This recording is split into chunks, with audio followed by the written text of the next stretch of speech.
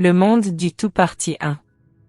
Je passais ce soir-là sur le nouveau pont, encore en construction, à l'extrémité de la route menant vers la ville de Tsévié, lorsque j'aperçus au loin des objets en forme d'étoiles tombés du ciel.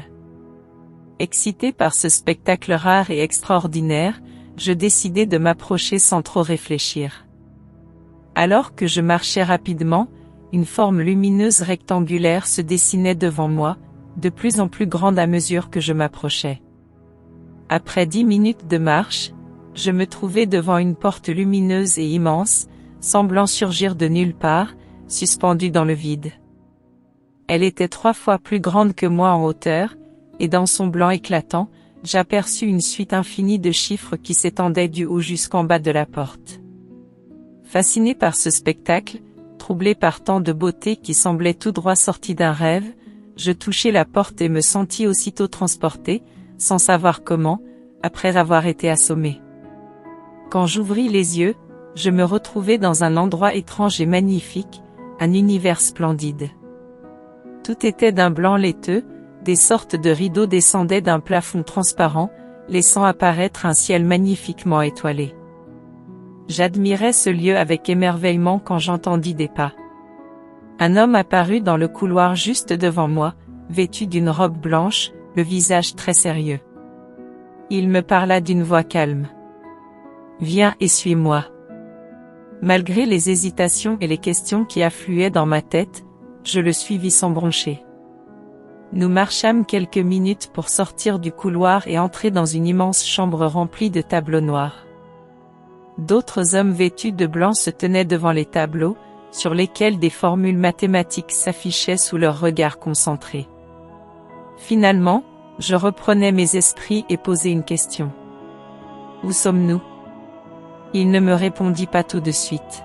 « Mais où sommes-nous et qui êtes-vous » ai-je insisté.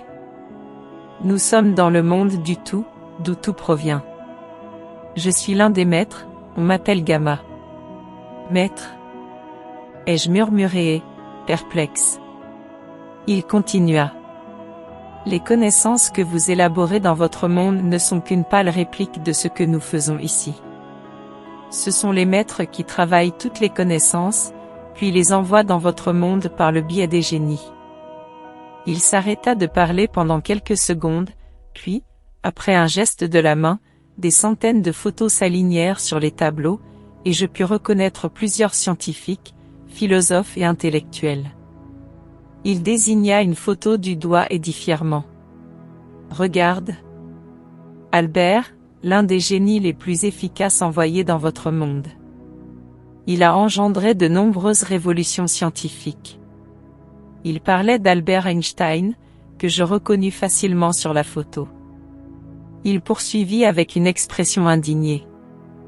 Le monde devrait être plus avancé sur le plan scientifique, mais certains envoyés, pour une raison ou une autre, n'arrivent pas à accomplir leur mission. Beaucoup meurent avant d'être prêts, d'autres se détournent de l'objectif ou n'arrivent pas à se révéler, parfois en raison d'une mauvaise situation ou d'une éducation inadaptée dans votre monde. Jusqu'à ce moment-là, j'étais toujours convaincu d'être dans un rêve ou victime de mon imagination.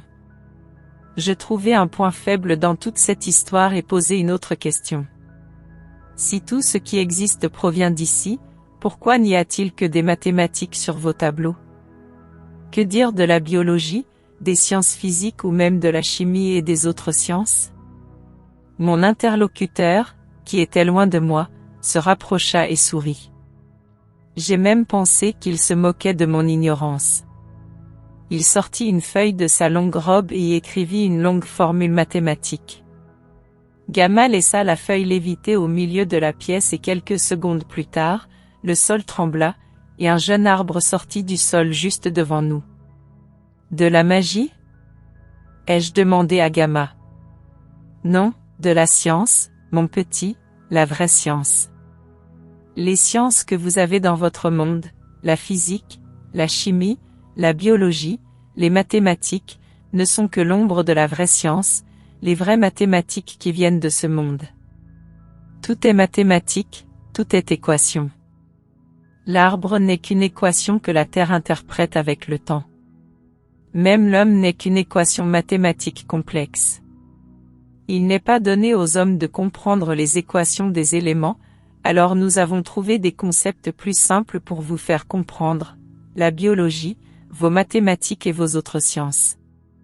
J'allais poser une autre question quand la salle devint subitement silencieuse. Un couple venait d'entrer, et une atmosphère d'autorité et de crainte se répandit dans la pièce. Tout le monde s'agenouilla devant le couple, mais perdu dans mes pensées, je restais debout, observant le couple. Gamma interrompit mes réflexions en m'informant. À genoux, c'est le couple alpha, les maîtres en chef. Je m'exécutai avec maladresse pour montrer ma révérence et fermer les yeux. L'homme frappa 3 fois au sol avec son bâton, et le travail reprit dans la salle.